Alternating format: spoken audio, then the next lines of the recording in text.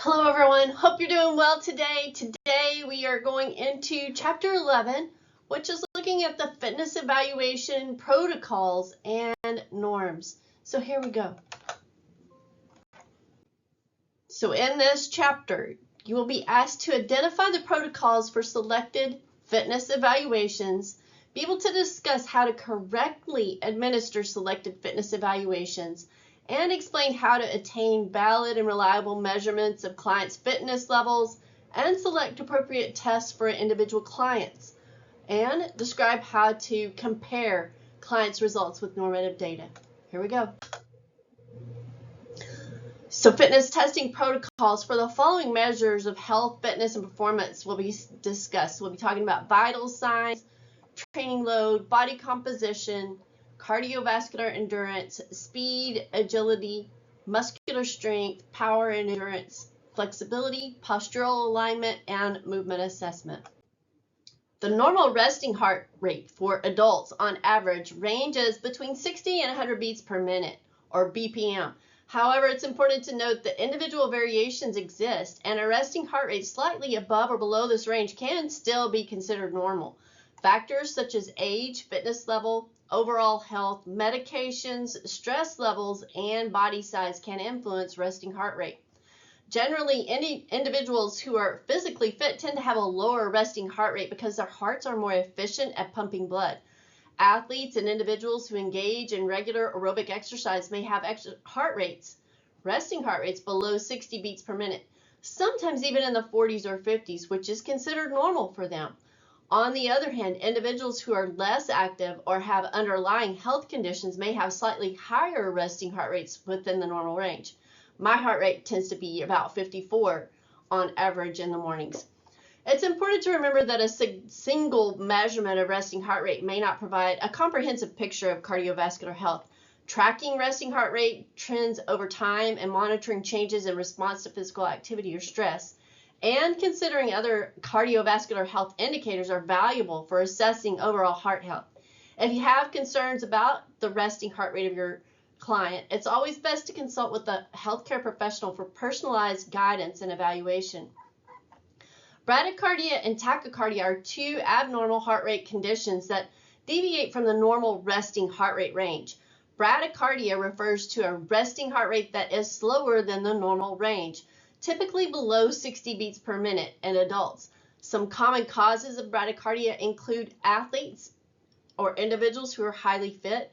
Well-conditioned athletes often have resting heart rates below 60 beats per minute because their cardiovascular systems are highly efficient.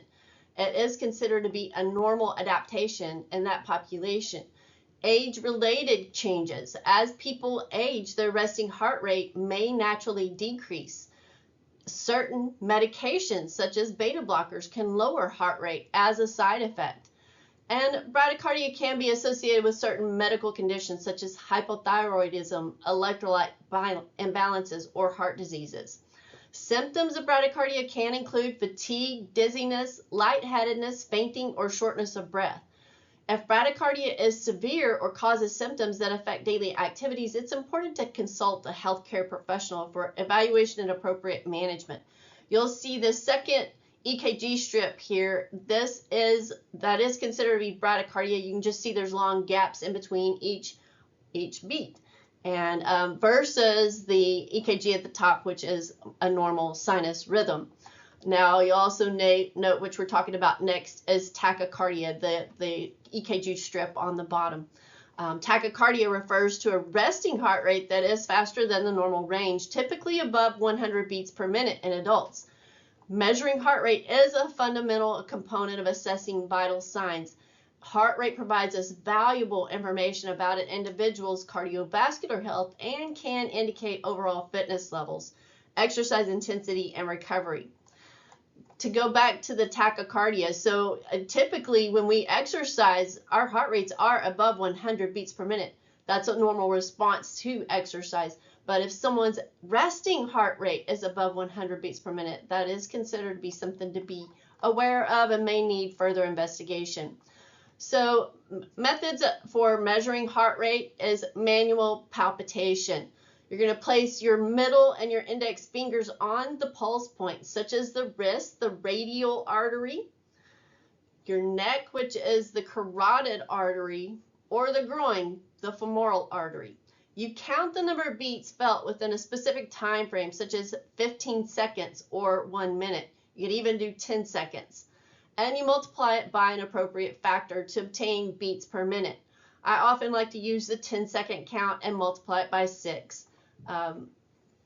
We heart rate monitor.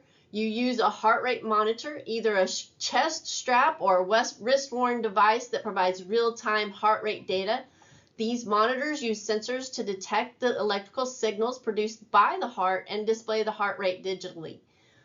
A pulse oximeter is a device that measures both heart rate and blood oxygen saturation. It typically attaches to a fingertip or an earlobe and uses light absorption to estimate heart rate.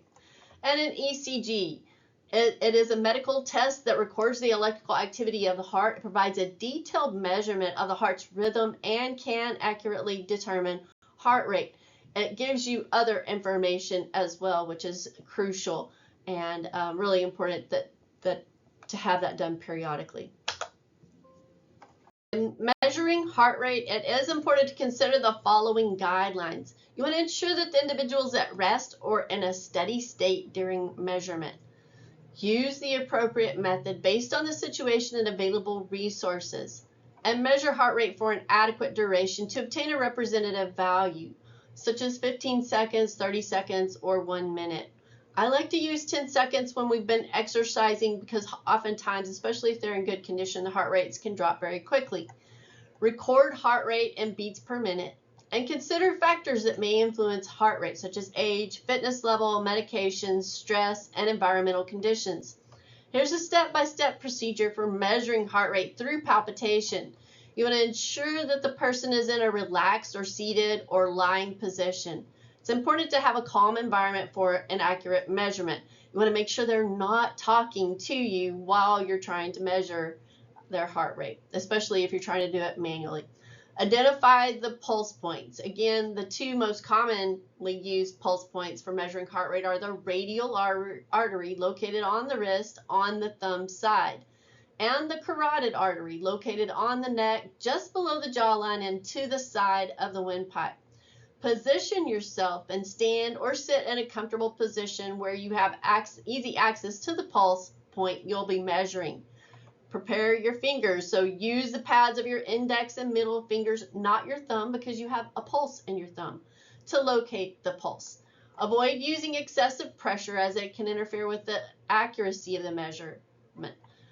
And for the radial artery or the wrist, you're going to place your index and middle fingers on the inside of the wrist, just below the base of the thumb. So oftentimes you want to follow the thumb down, and you ought to feel the pulse there. For the carotid artery at the neck, you're going to gently place your fingers on, I like to find my windpipe and then move just directly over to the right. So it'll be between the windpipe and the large neck muscle. And start your timer. Begin counting the beats once you locate the pulse. You can use a watch with a second hand or a timer on your phone. Count the number of beats you feel for a specific duration. Standard practice is for 15 seconds or a full minute for an accurate measurement. But again, if you are exercising, you may want it to be a little shorter. If you counted the beats for 15 seconds, multiply the number by 4 to calculate beats per minute. If you counted for a full minute, the number you obtain is already the heart rate in beats per minute. Note down the heart rate measurement in beats per minute. It's important to repeat the measurement if you suspect any irregularities or inconsistencies. And additionally, if you have difficulty locating the pulse or have concerns about accuracy, it's advisable to seek professional medical assistance or use alternative methods like a heart rate monitor or pulse oximeter or more precise measurements. Blood pressure is a measurement of the force exerted by circulating blood against the walls of the arteries as the heart pumps it. It is an essential indicator of cardiovascular health and is typically expressed as two values: the systolic pressure over diastolic pressure. The systolic pressure is when the heart is in contraction. versus the diastolic pressure when the heart is in relaxation. So for example, 120 over 80 is considered to be normal blood pressure, and the unit of measurement is millimeters of mercury. To measure blood pressure, the following procedure is typically followed. Preparation, you want to ensure that the individual is seated comfortably in a quiet and relaxed environment, and make sure they have been sitting for at least 5 minutes before the measurement. Make sure they haven't consumed caffeine, smoked, or engaged in vigorous physical activity in the last 30 minutes. And then make sure that you have calibrated your equipment and validated your blood pressure cuff or your sphygmomanometer that's ready for use. Ensure the cuff size is appropriate for the individual's arm size. They come in small and large. And connect the cuff to the pressure gauge or electronic device. You want to position the individual's arm at heart level, either resting on a table or supported comfortably with the back supported and legs not crossed.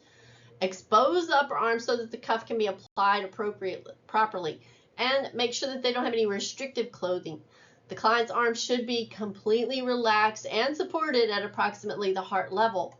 You want to wrap the deflated cuff around the individual's upper arm just below the elbow, above the elbow joint. The bladder of the cuff should cover at least 80% of the client's upper arm. Position the cuff so that the bottom edge is about 2 to 3 centimeters above the bend of the elbow. Make sure that the cuff is snug but not tight. Palpate the brachial artery on the inside of the arm using your fingers, and place the stethoscope over the brachial artery just below the cuff's edge. Inflate the cuff rapidly to a pressure that exceeds the expected systolic pressure, around 100 millimeters of mercury. Gradually release the pressure by deflating the cuff slowly while listening for the sounds of the pulse. The cuff should be deflated at 2 or 3 millimeters per second, with the first and last audible sounds taken as the systolic blood pressure and diastolic blood pressure, respectively. Note the pressure at which the first sound or the corrocative sound is heard, the systolic pressure, and the point at which the sound disappears, which would be the diastolic pressure. But both the client and the tester should remain quiet during testing. Make sure they're not talking to you. Record the systolic and diastolic pressure values along with the arm used for the measurement and the date and time. And repeat the measurement if necessary to ensure accuracy or consistency. It's important to note that blood pressure measurements may vary throughout the day and can be influenced by factors such as stress, physical activity, caffeine, and nicotine consumption. It can also be increased by just talking. Take multiple measurements on different occasions and provide a more accurate representation of an individual's blood pressure. Interpreting blood pressure readings involves comparing them to established guidelines for normal, elevated, or hypertensive values. It's important to consult with a healthcare professional to understand the significance of blood pressure readings and any necessary actions or interventions based on the results. There are several common errors that can occur during blood pressure measurement, which can lead to inaccurate readings. It's important to be aware of these errors and take steps to minimize them for more reliable and meaningful blood pressure measurements.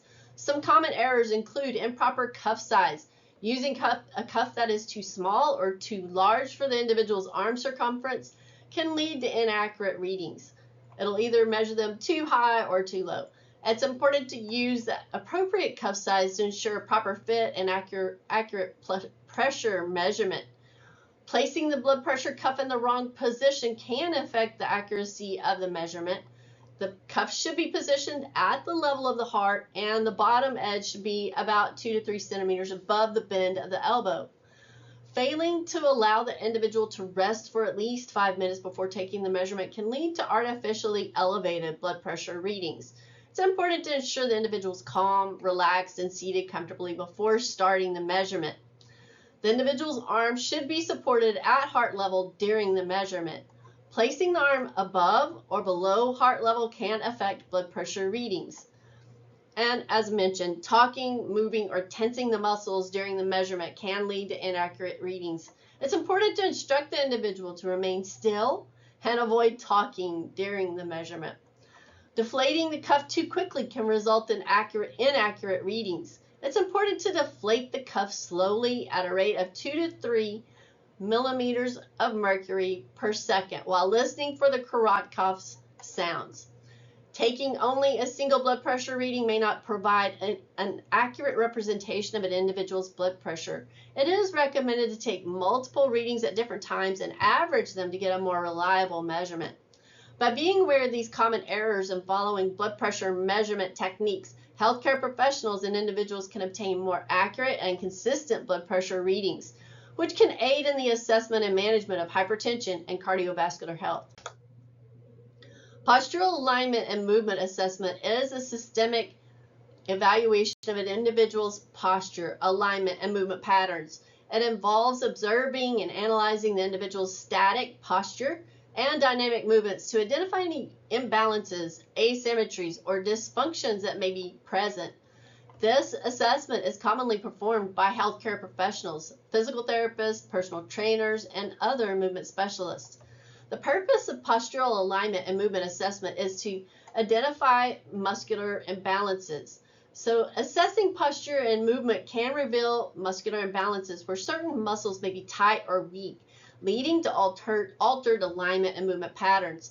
This information helps in designing appropriate exercise programs and interventions to correct those imbalances and improve overall movement quality, and tends to be qualitative or subjective in nature. Observing static posture can reveal any deviations from the ideal alignment, such as forward head posture, rounded shoulders, or excessive curvature of the spine. Identifying postural alignment abnormalities can guide interventions to address postural issues and prevent potential musculoskeletal problems. Assessing movement patterns during functional tasks or specific exercises allows for the identification of movement dysfunctions, compensations, or limitations. This information helps in developing targeted interventions to improve movement efficiency and reduce the risk of injuries.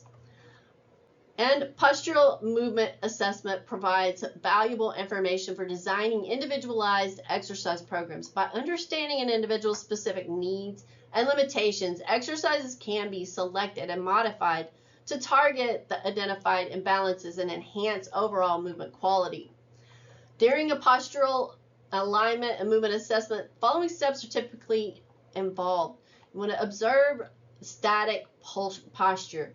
So as they are sitting and observing them in a standing position or sitting position, you're observing them from different angles to assess alignment and identify any deviations or asymmetries. Individuals asked to perform various functional movements or exercises that involve multiple joints and muscle groups. Could be squatting, lunging, pushing, pulling, or other activities specific to the individual's needs. Healthcare professional or specialist or fitness specialist carefully observes the individual's movement patterns, looking for compensations, limitations, or dysfunctions. And in some cases, the healthcare professional may perform manual tests or palpation to evaluate specific joint mobility, muscle length, or muscle activation patterns. The findings from the assessment are documented and analyzed to develop comprehensive understanding of the individual's postural alignment, movement patterns, and areas of concern. Based on the assessment results, appropriate interventions can be recommended, which may include corrective exercises, mobility exercises, stretching, strengthening exercises, and postural awareness techniques. It's important to note the postural alignment and movement assessment should be conducted by qualified professionals who have that expertise and can provide accurate analysis, interpretation, and appropriate recommendations based upon their unique needs and goals. A couple of options for postural alignment and movement assessment are the plumb line assessment, the closed kinetic chain upper extremity stability test, or CQs, and the single leg squat and forward step down test. Now, I will tell you there are many others. These are just a few we're going to cover here. The plumb line positioning is a common technique used in postural assessment to assess alignment and deviations from the ideal posture. It involves the use of a plumb line or string with a weight attached to it, which is aligned with specific landmarks on the body to evaluate postural alignment from anterior, posterior, and lateral views. So an anterior view, the individual is going to stand facing forward with their feet hip width apart. The plumb line is dropped from the point directly above the midpoint of the head, aligning with the external auditory meatus, the ear canal. The plumb line should pass through the midpoint between the feet, ideally dividing the body into two equal halves. Deviations from this line indicate asymmetries or imbalances. That's the anterior view. The posterior view, the individual stands with their back facing the observer, feet hip width apart. The plumb line is dropped from the point directly above the midpoint of the head, aligning with the external auditory meatus. Plumb line should pass through the following landmarks: the spinous process of the 7th cervical vertebra and the neck region, the vertebral prominence or spinous process of the 7th thoracic vertebra and the upper back, and the sacrum, which is the base of the spine. Deviations from that plumb line may indicate spinal curvatures or pelvic tilt or imbalances in the shoulder or hip alignment. The lateral view, the individual stands sideways with their feet hip width apart. The plumb line is dropped from a point directly above the external auditory meatus or ear canal. The plumb line should pass through the following landmarks: the midpoint of the shoulder joint, the midpoint of the hip joint, and the midpoint of the knee joint, as well as the midpoint of the ankle joint. Ideally, the plumb line should bisect these landmarks, indicating proper alignment of the head, shoulders, hip, knees, and ankles. By assessing alignment using the plumb line positioning from anterior, posterior, and lateral views, healthcare professionals or specialists can identify any deviations or imbalances in posture. This information is helpful in developing appropriate interventions, corrective exercises, or postural adjustments to address specific postural issues and improve overall alignment and movement patterns. The closed kinetic chain upper extremity stability test is a functional assessment that evaluates the stability and control of the upper extremity during closed kinetic chain movements. It is commonly used in rehabilitation settings and sports performance training to assess the strength, coordination, and stability of the shoulder, elbow, and wrist joints, and involves the following. You want to position the individual in a stable and upright stance, such as standing or in a seated position with feet firmly planted on the ground.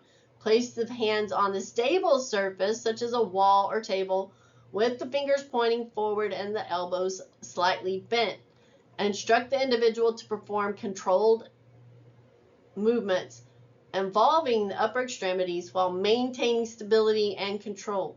The specific movement can vary but may include tasks such as pushing, pulling, weight shifting, or reaching while keeping the hands in contact with the surface. The movement should be performed with proper form and control without excessive compensations or loss of stability. The CQ's test is typically scored based on qualitative observations and subjective assessment by the evaluator. The evaluator observes for any signs of instability, loss of control, compensations, or asymmetries during the movement. Factors such as excessive body sway, loss of contact with the surface, uncontrolled movements, or difficulty maintaining proper alignment may indicate reduced upper extremity stability. The CQ's test can be modified and progressed based on the individual's abilities and goals. Variations may include adding external resistance, altering the position or angle of the upper extremities, or introducing more challenging movements. The test results can provide valuable information about an individual's upper extremity stability, strength, and coordination. It can guide the development of a targeted intervention and exercise to improve stability, enhance functional performance, and reduce the risk of injury in the upper extremities. It's important to note that the CQ's test is typically performed under the guidance of a qualified health professional such as a physical therapist or sports performance specialist like you, who can ensure proper technique, provide feedback, and interpret the results in the context of the individual's specific needs and goals. The sit and reach test is a common flexibility assessment that measures the flexibility of the hamstrings and lower back. It is often used to evaluate the flexibility of athletes, individuals in rehabilitation programs, and for general fitness assessments. The test is performed using a sit and reach box, which is a device specifically designed for this assessment. So you're going to place the sit and reach box on a flat surface, ensuring it is stable and secure. Sit on the floor with your legs extended in front of you. Feet are flat against the box. Position your feet shoulder width apart with the soles of your feet flat against the box and toes pointing upwards. Ensure that the knees are extended but not bent and legs are straight throughout the test. You place one hand on top of the other with palms facing down. Inhale deeply, and on the exhale, you slowly and gradually lean forward from the hips, reaching towards the front of the box. Keep your arms parallel to each other and hands aligned along the top of the box. Continue to reach forward until you feel a gentle stretch in the hamstrings and lower back. Hold the final position for a few seconds while keeping your feet in contact with the box and maintaining the stretch. The distance reached is measured using the scale marked on the sit and reach box. The measurement is typically recorded in centimeters or inches from the starting point or the 0 position of the box. Multiple attempts can be made and the best score is usually recorded. Typically you do 3 attempts. It's important to note that during the sit and reach test, it's crucial to perform the movement in a controlled and gradual manner without bouncing or jerking. Also, remember to breathe naturally and avoid any pain or discomfort during the stretch. The sit and reach test provides an indication of hamstring and or lower back flexibility. A higher score indicates greater flexibility, while a lower score suggests limited flexibility in these areas. It is important to interpret the test results in conjunction with other factors such as age, gender, and individual goals or requirements. If you are conducting the sit and reach test, it's recommended to follow the standardized protocol and for guidance, proper guidance, technique, and interpretation of the result. The back scratch test is a simple flexibility assessment that measures the mobility and flexibility of the shoulder joint and surrounding muscles. It specifically assesses the range of motion and flexibility of the internal rotation of one shoulder and the external rotation of the other shoulder. So you want to have your client stand up straight with feet shoulder width apart and arms relaxed at their sides. Extend one arm straight overhead with the palm facing forward and the fingers pointing towards the ceiling.